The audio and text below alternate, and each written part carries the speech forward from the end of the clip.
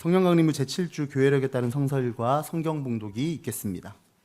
창세기 25장 19절에서 34절의 말씀입니다. 다음은 아브라함의 아들 이삭의 족보이다. 아브라함이 이삭을 낳았고 이삭은 40살 때에 리브가와 결혼하였다. 리브가는 바단 아람의 아람 사람인 부두엘의 딸이며 아람 사람인 라반의 누이이다. 이삭은 자기 아내가 임신하지 못하므로 아내가 아이를 가지게 해달라고 주님께 기도하였다. 주님께서 이삭의 기도를 들어주시니 그의 아내 리브가가 임신하게 되었다. 그런데 리브가는 쌍둥이를 배웠는데 그 둘이 태 안에서 서로 싸웠다. 그래서 리브가는 이렇게 괴로워서야 내가 어떻게 견디겠는가 하면서 이 일을 알아보려고 주님께로 나아갔다. 주님께서 그에게 대답하셨다. 두 민족이 너희 태 안에 들어있다. 너희 태 안에서 두 백성이 나뉠 것이다. 한 백성이 다른 백성보다 강할 것이다. 형이 동생을 섬길 것이다. 다리 차서 몸을 풀 때가 되었다. 태 안에는 쌍둥이가 들어있었다. 먼저 나온 아이는 살결이 붉은 데다가 온 몸이 털투성이어서 이름을 에서라고 하였다. 이어서 동생이 나오는데 그의 손이 에서의 발뒤꿈치를 잡고 있어서 이름을 야곱이라고 하였다. 리브가가 이 쌍둥이를 낳았을 때 이삭의 나이는 60살이었다. 두 아이가 자라 에서는 날쌘 사냥꾼이 되어서 들에서 살고 야곱은 성격이 차분한 사람이 되어서 주로 집에서 살았다. 이삭은 에서가 사냥해온 고기의 맛을 들이더니 에서를 사랑하였고 리브가는 야곱을 사랑하였다. 한 번은 야곱이 죽을 끓이고 있는데 에서가 허기진 채 들에서 돌아와서 야곱에게 말하였다. 그 붉은 죽을 좀 빨리 먹자. 배가 고파 죽겠다. 에서가 붉은 죽을 먹고 싶어 하였다고 해서 에서를 에돔이라고도 한다. 야곱이 대답하였다. 형은 먼저 형이 가진 맏아들의 권리를 나에게 파시오. 에서가 말하였다. 이것 봐라. 나는 지금 죽을 지경이다. 지금 나에게 맏아들의 권리가 뭐 그리 대단한 거냐? 야곱이 말하였다. 나에게 맹세부터 하시오. 그러자 에서가 야곱에게 맏아들의 권리를 판다고 맹세하였다. 야곱이 빵과 팥죽 얼마를 에서에게 주니 에서가 먹고 마시고 일어나서 나갔다. 에서는 이와 같이 맏아들의 권리를 가볍게 여겼다. 오늘 우리에게 주시는 주님의 말씀입니다. 아멘. 시편 119편 105절에서 112절의 말씀입니다. 주님의 말씀은 내 발의 등불이요 내 길의 빛입니다. 주님의 의로운 규례들을 지키려고 나는 맹세하고 또 다짐합니다. 주님, 내가 받는 고난이 너무 심하니 주님께서 약속하신 대로 나를 살려주십시오. 주님, 내가 기쁨으로 드리는 감사의 기도를 즐거이 받아주시고 주님의 규례를 내게 가르쳐 주십시오. 내 생명은 언제나 위기에 처해 있습니다만 내가 주님의 법을 잊지는 않습니다. 악인들은 내 앞에다가 올무를 놓지만 나는 주님의 법도를 벗어나지 않습니다. 주님의 증거는 내 마음의 기쁨이요 그 증거는 내 영원한 기업입니다. 내 마지막 순간까지 변함없이 주님의 율례를 지키기로 결심하였습니다. 오늘 우리에게 주시는 주님의 말씀입니다. 아멘. 로마서 8장 1절에서 11절의 말씀입니다. 그러므로 그리스도 예수 안에 있는 사람들은 정죄를 받지 않습니다. 그것은 그리스도 예수 안에서 생명을 누리게 하는 성령의 법이 당신을 죄와 죽음의 법에서 해방하여 주었기 때문입니다. 육신으로 말미암아 율법이 미약해져서 해낼 수 없었던 그 일을 하나님께서 해결하셨습니다. 곧 하나님께서는 자기의 아들을 죄된 육신을 지닌 모습으로 보내셔서 죄를 없애시려고 그 육신에다 죄의 선고를 내리셨습니다. 그것은 육신을 따라 살지 않고 성령을 따라 사는 우리가 율법이 요구하는 바를 이루게 하시려는 것입니다. 육신을 따라 사는 사람은 육신에 속한 것을 생각하나 성령을 따라 사는 사람은 성령에 속한 것을 생각합니다. 육신에 속한 생각은 죽음입니다. 그러나 성령에 속한 생각은 생명과 평화입니다. 육신에 속한 생각은 하나님께 품는 적대감입니다. 그것은 하나님의 법을 따르지 않으며 또 복종할 수도 없습니다. 육신에 매인 사람은 하나님을 기쁘게 해드릴 수 없습니다. 그러나 하나님의 영이 여러분 안에 살아계시면 여러분은 육신 안에 있지 않고 성령 안에 있습니다. 누구든지 그리스도의 영이 없으면 그리스도의 사람이 아닙니다. 또한 그리스도께서 여러분 안에 살아계시면 여러분의 몸은 죄 때문에 죽은 것이지만 영은 의 때문에 생명을 얻습니다. 예수를 죽은 사람들 가운데서 살리신 분의 영이 여러분 안에 살아계시면 그리스도를 죽은 사람들 가운데서 살리신 분께서 여러분 안에 계신 자기의 영으로 여러분의 죽을 몸도 살리실 것입니다. 오늘 우리에게 주시는 주님의 말씀입니다. 아멘. 마태복음 13장 1절에서 9절, 18절에서 23절의 말씀입니다. 그날 예수께서 집에서 나오셔서 바닷가에 앉으셨다. 많은 무리가 모여드니 예수께서는 배에 올라가서 앉으셨다. 무리는 모두 물가에 서 있었다. 예수께서 그들에게 비유로 여러 가지 일을 말씀하셨다. 그는 이렇게 말씀하셨다. 보아라, 씨를 뿌리는 사람이 씨를 뿌리러 나갔다. 그가 씨를 뿌리는데 덜어는 길가에 떨어지니 새들이 와서 그것을 쪼아 먹었다. 또 덜어는 흙이 많지 않은 돌짝밭에 떨어지니 흙이 깊지 않아서 싹은 났지만 해가 뜨자 타버리고 뿌리가 없어서 말라버렸다. 또 덜어는 가시덤불에 떨어지니 가시덤불이 자라서 그 기운을 막았다. 그러나 덜어는 좋은 땅에 떨어져서 열매를 맺었는데 어떤 것은 100배가 되고 어떤 것은 60배가 되고 어떤 것은 30배가 되었다. 귀 있는 사람은 들어라. 너희는 이제 씨를 뿌리는 사람의 비유가 무슨 뜻을 지녔는지를 들어라. 누구든지 하늘나라를 두고 하는 말씀을 듣고도 깨닫지 못하면 악한 자가 와서 그 마음에 뿌려진 것을 빼앗아 간다. 길가에 뿌린 씨는 그런 사람을 두고 하는 말이다. 또 돌짝밭에 뿌린 씨는 이런 사람이다. 그는 말씀을 듣고 곧 기쁘게 받아들이기는 하지만 그 속에 뿌리가 없어서 오래가지 못하고 말씀 때문에 환난이나 박해가 일어나면 곧 걸려 넘어진다. 또 가시덤불 속에 뿌린 씨는 이런 사람이다. 그는 말씀을 듣기는 하지만 세상의 염려와 재물의 유혹이 말씀을 막아 열매를 맺지 못한다. 그런데 좋은 땅에 뿌린 씨는 말씀을 듣고서 깨닫는 사람을 두고 하는 말인데 이 사람이야말로 열매를 맺되 100배 혹은 60배 혹은 30배의 결실을 낸다. 오늘 우리에게 주시는 주님의 말씀입니다. 아멘. 네, 오늘 함께 말씀 나누기 기도하시고 함께 말씀 나누도록 하겠습니다. 사랑과 은혜가 많으신 하나님 감사드립니다. 주님의 전에 귀한 날을 허락하시고 오게 하시니 감사를 드립니다. 하나님, 주님의 전에 나올 때 우리의 마음을 주님 앞에 내려놓습니다. 하나님, 우리의 삶의 모든 것을 가져와서 주님 앞에 내려놓으니 하나님, 이 시간 주님께서 굽어 살펴보시옵고 우리를 불쌍히 여겨주시옵고 우리로 하여금 주님의 말씀을 잘 들을 수 있도록 하나님 말씀을 위한 귀와 마음을 활짝 열어주시옵소서. 말씀을 통하여 우리 삶의 지침을 또 받기를 원합니다. 이 또한 함께 해주시고 시종일관 주님께서 성령으로 우리의 마음을 감동시켜 주시옵소서. 모든 말씀 우리 주 예수 그리스도의 이름으로 기도드립니다. 아멘. 네, 오늘의 많은 본문들, 네 본문들을 쭉 살펴보면 유독 눈에 띄는 단어가 말씀이라는 단어가 많이 띕니다. 말씀이라는 단어도 있고 또 좀 다르게 우리가 흔히 말씀을 다르게 표현하는 규례라든가 율례, 율법이라는 표현들도 많이 눈에 띄죠. 우리가 이 말씀이라는 걸 생각해 볼 때 이미 우리가 규례나 율례, 율법, 시편의 기자가 표현하고 있는 혹은 로마서에서 표현하고 있는 것을 떠올리면서 우리는 항상 이렇게 말씀을 늘 어떤 명령으로 이렇게 이해하게 됩니다. 그러니까 하나님의 말씀 그러면 대개 하나님의 명령과 연결이 된 것으로 이해를 하게 되죠. 분명히 하나님의 말씀은 하나님의 명령입니다. 주로 하나님의 명령이죠. 그래서 하나님의 말씀을 지킨다, 따른다라고 했을 때도 하나님의 명령을 따른다라고 우리는 이해를 합니다. 그런데 이게 명령이지만 특징이 있습니다. 이 명령은 어떤 명령이냐면 약속이 있는 명령이죠. 어떤 약속이냐? 그것은 반대급부가 있는 약속입니다. 내가 이렇게 명령을 내리는데 이걸 지키면 그 반대급부로 내가 무엇을 해주겠다라는 그런 명령이죠. 그렇게 반대급부가 있기 때문에 이걸 지키면 이걸 해주마라는 그 반대급부가 있기 때문에 우리는 이 말씀을 언약이라고도 부릅니다. 그러니까 언약이라는 말은 무슨 이야기냐면 계약이라는 말이죠. 이건 계약이다라고 부르는 거죠. 서로 간에 있는 서로 간에 지키면 이 반대급부를 받는 그 보답이 있으니까요. 그래서 우리는 성경 전체 말씀을 뭐라고도 얘기하냐면 구약과 신약이다 이렇게 얘기를 합니다. 이때 이 약이라는 그 한자로 되어 있는 것이 이제 영어로는 테스타먼트라고 하잖아요. 이 테스타먼트가 유언이라는 뜻도 있고 여러 가지 뜻도 있지만 계약이라는 뜻도 있으니까요. 그러니까 언약, 계약이라는 뜻을 가지고 있는 거죠. 그래서 우리는 사실은 이 하나님의 말씀이라고 부르는 성경도 하나님의 계약, 하나님과 우리 사이의 계약, 언약이라고 부르고 있는 것이죠. 언약과 계약에서 중요한 건 서로 약속을 지키는 것이죠. 그래서 만약에 이 약속이 지켜지기만 한다면 우리는 그 약속에 기댈 수가 있습니다.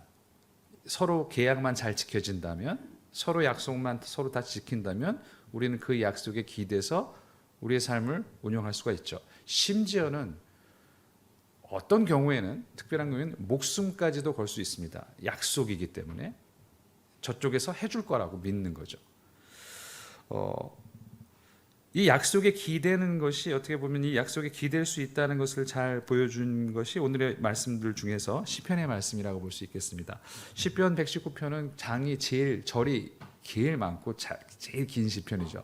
언젠가 말씀드린 것처럼 이게 왜 이렇게 기냐라고 하면 이게 알파벳 시편의 100미다라고 말씀을 드렸잖아요. 그러니까 알파벳 A로 시작하는 거 쭉 뭐 한 대여섯 뭐 10절, 뭐 B로 시작하는 거 10절 이러다 보니까 그 모든 알파벳을 다 커버하다 보니까 이게 굉장히 엄청나게 긴 장이 된 거죠. 오늘 읽은 시편은 105절부터 112절까지는 영어의 알파벳으로 따지자면 N에 해당하는 다 N으로 시작하는 그런 그 시편의 말씀들입니다. 그 말씀들 가운데서도 요점은 딱 처음 시작하는 그 말씀에 다 달려 있다고 볼 수도 있겠죠. 주님의 말씀은 내 발의 등불이요 내 길의 빛입니다. 라는 이 말은 너무나 유명한 구절이기도 하죠. 근데 특별히 이 구절 속에서 오늘 본문 속에서 107절을 보면 그 약속에 기대는 모습들이 등장하게 됩니다. 107절은 이렇게 얘기하죠. 주님께서 약속하신 대로 나를 살려주십시오 라고 이야기를 합니다. 내가 받는 고난이 너무 심합니다. 주님께서 약속하신 대로 나를 살려주십시오 라고 이야기를 하죠.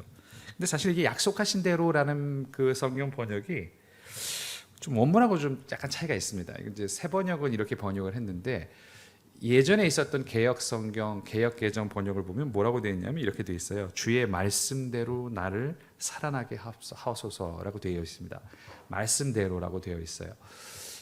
개역뿐만이 아니라 모든 다른 번역들, 뭐 천주교에서 읽는 천주교 성경이나 공동 번역이나 다른 모든 번역들은 이대로 말씀대로 나를 살아나게 하소서, 나를 살려주소서 이렇게 되어 있습니다. 그러니까 그게 맞는 번역이에요. 맞는 번역인데 원래 성경 본문에도 이렇게 말씀으로 되어 있으니까요. 그러나 그렇다고 해서 그러면 약속대로라는 말이 틀린 말이냐? 꼭 그렇지도 않습니다. 말씀드린 것처럼 이 말씀이 바로 약속의 말씀이니까 그렇죠. 약속이 있는 말씀이고 계약의 말씀이기 때문에 아주 틀린 번역은 아닙니다. 말하자면 새 번역은 이걸 의역한 셈이 되겠죠. 주님께서 약속하신 대로, 말씀하신 대로 나를 살려주십시오.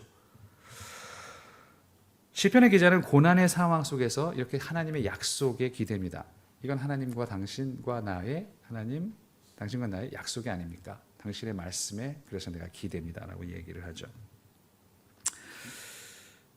그러므로 약속이라는 것은 약속의 말씀을 굉장히 중요하고 귀한 것입니다. 그리고 소홀히 해서는 안 되는 거죠. 단순히 이 명령은 명령이 아니라 약속이기 때문에 하나님의 말씀은 약속의 말씀이기 때문에 서로 지켜야 될, 서로 소중하게 여겨야 될 의무가 있는 것이죠. 하나님은 하나님 편에서 우리는 우리 편에서 소중하게 생각을 해야 되는 것이죠. 그건 뭐 하나님과 인간과의 뿐만이 아니라 인간과 인간 사이에서도 마찬가지입니다. 말을 했으면 지켜야 되는 거죠. 그리고 서로 약속을 했으면 지켜야 되는 거죠. 창세기에 나타난 에서와 야곱의 이야기는 바로 이제 그것과 관련한 이야기라고 볼 수도 있습니다. 사실 이 창세기에서 에서와 야곱의 이야기는 굉장히 많은 논쟁을 불러일으키고 질문을 불러일으킵니다. 도대체 왜 야곱을 선택하셨을까? 우리가 야곱의 삶을 쭉 여기 성경을 통해 보면 알겠지만 야곱은 그렇게 약삭 빠르고 교활할 수가 없는 인물입니다. 그래서 이름이 사실은 야곱이라는 이름이 그 뜻이 아니었을 텐데 발뒤꿈치다 이러면서 이제 그 야곱이라는 것이 뭐 그래서 발뒤꿈치 잡는다는 게 뒤에서 발목 잡는다 뭐 이런 느낌이잖아요. 이렇게 그래서 사기치고 이런 사람들을 다 그걸 그 뜻으로도 사용돼서 실제로 그의 삶이 다 그런 아주 잔머리로 가득 찬 삶으로 평생을 이제 사는 그 모습으로 나타나는데 아니 도대체 왜 이런 사람을 하나님께 선택하셨을까라는 생각이 들죠. 오히려 에서는 뭐 그닥 에서가 참 잘못이 뭐 그렇게 큰가라는 생각도 듭니다. 에서가 뭐 크게 잘못한 것도 없는데 장자의 명분을 판다고 그게 팔려집니까? 사실은 그 아무도 그게 그렇게 생각 안 한 거잖아요. 뭐 부모도 아무도 그게 그래서 그래 팥죽에 뭐 팥죽이나 뭐 이거에다 뭐 팥을 팔았다고 해서 그래 팔았니? 그럼 이제부터 네가 형이야. 뭐 이러는 게 아니잖아요. 뭐 어차피 이삭도 유언을 했을 때 장자로 생각해서 뭐 에서에게 다 몰아주려고 했던 것이고 그걸 속여서 뺏은 것이잖아요. 뭐 그렇게 되는 게 아닌데도 억지로 오히려 에서는 별로 그렇게 크게 잘못한 것도 없는 것 같은데 아니 왜 이렇게 선택을 받지 못했는가라는 것에 대해서 궁금증이 늘 들 수밖에 없는 본문이기도 합니다. 그런데 사실은 이것이 얘기하고 있는 바는 이런 거겠죠.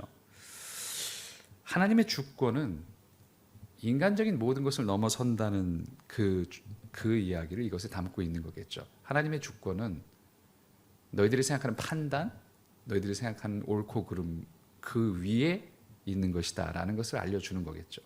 그래서 사실 실제로 바울 사도도 이 구절을 가지고 이 이야기를 그런 뜻으로 로마서에서 인용을 하면서 다음과 같이 말합니다. 로마서 9장 10절에서 13절에서 바울은 이렇게 이 구절을 인용합니다. 그뿐만 아니라 리브가도 우리 조상 이삭 한 사람에게 쌍둥이 아들을 수태하였는데 그들이 태어나기도 전에 무슨 선이나 악을 행하기도 전에 택하심이라는 원리를 따라 세우신 하나님의 계획이 살아있게 하시려고 또 이러한 일이 사람의 행위에 근거하는 것이 아니라 부르시는 분께 달려있음을 나타내시려고 하나님께서 리브가에게 말씀하시기를 형이 동생을 섬길 것이다 하셨습니다.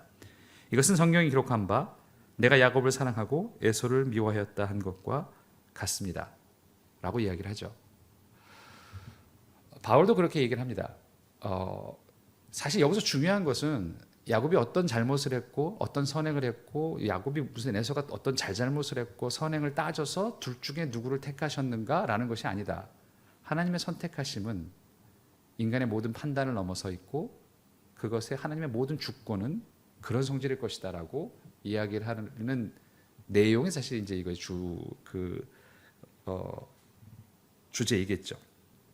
그런데 불구하고 본문은 에서가 뭘 잘못했는지를 이렇게 굳이 얘기를 해줍니다. 이야기 속에서 어떤 잘못을 저질렀는가라고 했을 때 장자의 명분을 파는 것에 대해서 장자 권리를 파는 맏아들의 권리를 파는 것에 대해서 마지막 절에 이렇게 얘기하죠. 팥죽 얼마를 주었다. 물론 팥은 아니겠지만 에서는 이와 같이 맏아들의 권리를 가볍게 여겼다. 이렇게 얘기 한마디로 정리를 하죠. 에서는 맏아들의 권리를 가볍게 여겼다라는 것은 무슨 의미일까? 사실 이것은 어떻게 보면 에서가 가볍게 여긴 것, 별로 대단하지 않게 생각했던 것 역시 인간 사이의 약속에 관한 것입니다. 당시에 그것이 옳고 그름을 떠나서 당시의 맏아들과 그 어떤 인간 사이에 있었던 규칙들, 그 언약들, 계약들이 있었던 거죠. 암묵적으로 그것들이 있었던 거죠. 너는 아들이니까, 더군다나 맏아들이니까 이런 것을 해야 돼. 그리고 너에게는 이런 의무와 권리가 주어져 있어. 라는 것이 암묵적으로 지배하던 사회였었죠. 이것은 아버지와 아들의 부모와 자식 간의 약속이기도 합니다. 그런데 사실 그것이 어떻게 보면 그것도 약속의 말씀이었을 텐데, 인간 사이의 약속의 말씀이었을 텐데 에서는 그것을 소홀히 여겼다. 가볍게 여겼다. 별로 중요하지 않게 여겼다. 라고 이야기하면서 그것이 얼마나 큰 결과를 나타났는가를 창세기는 우리에게 전해주려고 이야기를 합니다.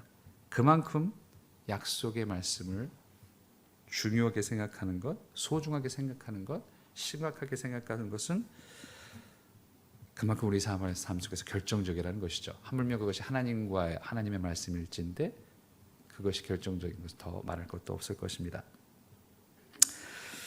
자, 그런데 그럼 소홀히 여기지 않는다고 해서 우리가 그 말씀을 따라서 산다는 것이, 말씀대로 산다는 것이, 하나님의 명령을 따라 산다는 것이 쉬운가? 잘 되는가? 우리의 삶은 그렇지 않다는 것을 끊임없이 우리에게 증명해 줍니다. 이게 하나님의 말씀 알긴 막 지키려고 하는데 더군다나 이 기준이 예수님이 그냥 겉으로만 지키는 게 아니라 마음으로도 지켜야 된다는 것까지 확 이렇게 말씀해 주셔 보니까 도저히 이게 안 되는 게 너무 우리의 삶 속에서 확인이 돼요. 아니 왜 이런가? 소홀히 내가 정말 중요하게 생각하고 이렇게 마음을 들여서 지키려고 에서처럼 가볍게 여기는 게 아니라 정말 소중하게 여기고 그렇게 지키려고 애를 쓰는데도 왜 이렇게 안 될까? 나는 마음이 이렇게 원하는데 능력이 없다. 원하는데 또 그게 능력이 없다는 그 처절한 깨달음 속에서 좌절감 속에 있는 것이 우리의 모습입니다. 어떻게 도대체 그것이 가능할까? 어쩌면 로마서는 어떻게 우리가 자발적으로 그 약속의 이행을 가능하게 할까? 그 약속의 말씀을 따르는 것을 가능하게 할까에 대한 비결을 전하는 부분이겠죠. 답은 이렇습니다. 육을 따라 살지 않고 영을 따라 사는 것이다. 육신을 따라 살지 않고 성령을 따라 사는 것이다. 근데 물론 이제 육신이라고는 약간 이것도 좀 의역이라고 볼 수 있는데, 육신 그러면 이렇게 이제 몸을 생각하잖아요. 근데 몸이 아니라 거기에 나와 있는 건 그냥 육 이렇게 되어 있습니다. 뭐 영어로 하면 플래시 같은 거죠. 그러니까 살, 육체, 뭐랄까 이렇게 진짜 이 살덩어리 같은 그런 것이고, 성령이라고 되어 있지 않고 이제 영으로 되어 있어요. 영이라는 건 이제 스피릿이시겠죠.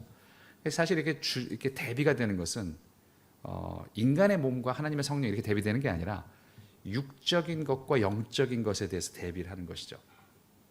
그러니까 육적이라는 것이라는 것은 굉장히 추상적인 개념이죠. 그러니까 이것도 영적인 것이 추상적인 개념인 것처럼 육적이다라는 것은 뭔가 우리의 인간의 모든 탐욕과 죄성, 우리를 죄짓게 만드는 그런 것들을 상징하는 추상적인 개념이 육이라는 거겠죠. 그러니까 그것을 따라 사는 것이 아니라 영을 따라 사는 것이야말로 그렇게 살 때에 우리는 율법이 요구하는 바를 이룬다. 4절에 나오는 것이 그거잖아요. 육을 따라 살지 않고 영을 따라 사는 우리가 율법이 요구하는 바를 이루게 하시려고 하나님께서는 그 모든 예수 그리스도를 통해서 그런 일들을 하셨다라는 거죠. 그렇게 영을 따라 사는 것만이 율법을 완성하는 길이다라고 그렇게 얘기를 합니다. 근데 사실 그 비결을 안다고 해서 또 되는 것도 잘 아닌 것 같아요. 비결은 알겠어요. 그래 영을 따라 살아야 되겠어. 육을 따라 예수 그리스도께서 십자가의 죽음을 통해서 그걸 다 방법과 길을 마련해 주셨어. 자, 그러니까 이제 우리 영을 따라 살아보자. 이렇게 얘기하는데도 비결은 아는데 로마서가 비결을 알려줬는데, 그리고 또 하나님께서 만들어 오신 길도 알겠는데, 그러네 그것을 구체적으로 따라 사는 것이 또 모든 그리스도인들이 비결을 안다고 해서 다 그 비결대로 사는 것이 아니라는 모습을 또 마태복음 우리에게 보여줍니다. 이게 비결은 다 알잖아요. 마태복음 있는 사람들은 다 비결을 아는 사람들인 거 아닙니까? 근데 그 중에서도 이건 어떤 사람은 이렇게 되기도 하고 어떤 상황에서는 이렇게 되기도 하고 욕심이 맞기도 하고 여러 가지 상황들이 벌어지는 이야기가 그 예수님의 비유 이야기죠.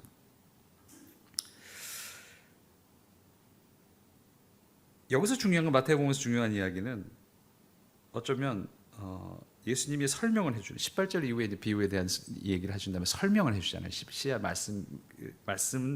이 씨를 뿌리는 사람의 비유가 그게 이제 말씀이라는 얘기를 하시면서 결정적인 것을 이렇게 얘기합니다. 사실 이 모든 그 마태복음에서 나오는 이 비유의 결정적인 그 설명은 18절부터 이제 23절까지 설명이 시작되잖아요. 이 말씀이죠. 말씀을 듣고도 깨닫지 못하면 그렇게 된다라는 이야기죠. 깨닫는다는 말을 굉장히 중요하게 강조를 합니다. 그리고 마지막에도 그렇게 말씀하죠. 좋은 땅에 뿌린 씨는 말씀을 듣고 깨닫는 사람을 두고 하는 말이다. 이렇게 말을 하죠. 그러니까 사실 여기서 굉장히 결정적인 것을 뭐라고 얘기하냐면, 듣는 것만으로는 충분치 않다.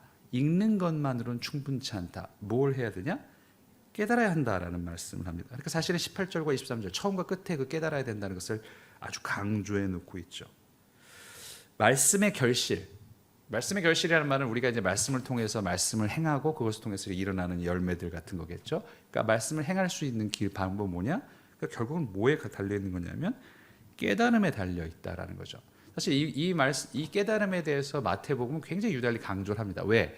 이 이야기가 마가복음과 누가복음, 마태복음 다 들어있어요. 마태, 마가, 누가 이렇게 다 들어있는 말씀인데, 유독 이 깨닫지 못함, 깨닫는다는 말은 마태복음에만 들어있습니다. 그러니까 사실 이 말씀을 통해서 마태복음은 예수님의 비유, 이 씨 뿌리는 자의 비유에서 가장 중요한 것을 뭐라고 생각하냐면 깨닫는 것이다라고 얘기를 하고 있는 거죠.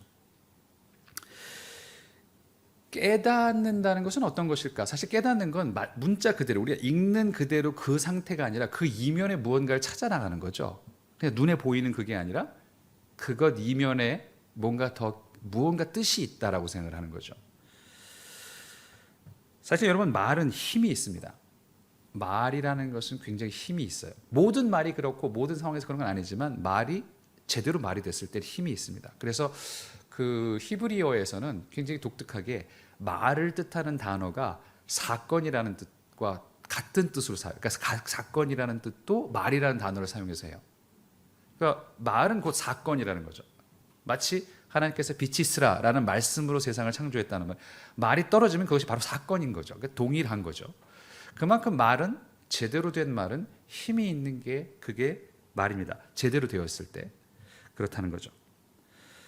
말은 힘이 있을 때야만 열매를 맺습니다.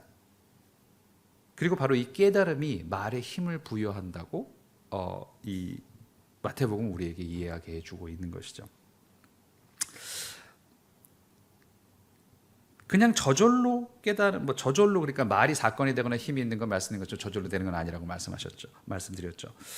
말의 힘이라는 오늘 설교 제목은 사실 박노해 시인의 그 시 제목이기도 합니다. 박노해 시인은 예전에는 굉장히 사회 참여적인 걸 통해서, 이제 사회 참여적인 것을 통해서 유명한 시인이었었는데, 참여 시인이었는데, 나중에 와서는 최근에 와서는 이제 사회적인 얘기는 거의 안 하시고 주로 사람에 대한 이야기, 생명에 대한 얘기를 하시고 세계 오지로 다니면서 사진을 찍고 그런 말씀들을 많이 하시죠. 그래서 그분이 쓴 시 중에서 그러니 그대 사라지지 말아라라는 시집 중에서 말의 힘이라는 이런 시가 있습니다. 제가 한번 읽어드릴게요. 민주화가 되고 나서 나는 알아챘다. 누구나 말을 잘한다는 것을, 누구나 바른 말을 잘한다는 것을, 광장의 비둘기처럼 철새의 군무처럼 옳은 말들의 난무 속에서 나는 깨달았다. 말은 아무것도 아니고 말은 모든 것이라는 걸. 유유히 창공을 돌다 한순간에 제 온몸에 무게를 실어 수직으로 하강하는 수리매처럼 말의 힘은 삶의 힘이라는 걸. 이 박노해 시인의 시는 말의 힘이라는 것은 모든 말들이 다 힘을 갖는 것은 아니지만 정말 힘을 갖는 말이라는 것은 어떤 것인가에 대한 이야기를 하고 있습니다. 그리고 그가 말한 것처럼 그도 여기서 그 자신의 깨달음을 이야기를 하죠. 깨달음이 말에 힘을 부여합니다. 이 힘을 주는 이 깨달음은 그래서 삶과 상황에서 끊임없이 변화하죠. 단순하게 성경을 딱 읽고 하나님 말씀을 딱 읽고 이거야 라고 해서 그냥 문자 그대로 모든 곳에 다 적용시키는 게 아니라 이 이면에 있는 뜻이 무엇일까? 이것이 지금 나의 상황과 내 주변과 이 세계에 어떤 뜻으로 나는 이것을 받아들여야 될까?